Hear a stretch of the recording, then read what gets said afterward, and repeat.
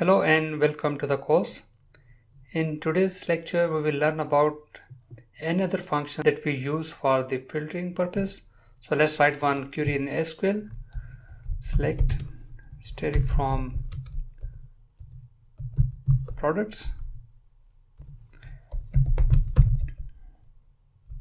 where color is equal to red. If I just write this query, it gives me 397 rows, and when I use in the where clause, it's give me 63 rows, and here you can see all the red colors.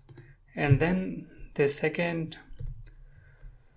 condition will be and class is equal to m, and here we are getting 10 rows. Here you can see class m.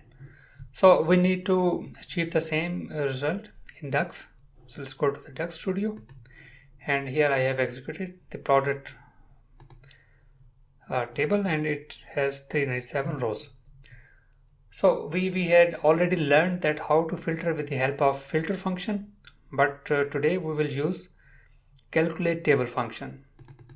So calculate-table works the same like calculate function.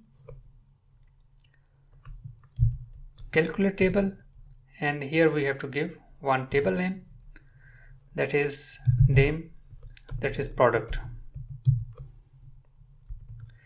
and then we have to write filter, that products color is equal to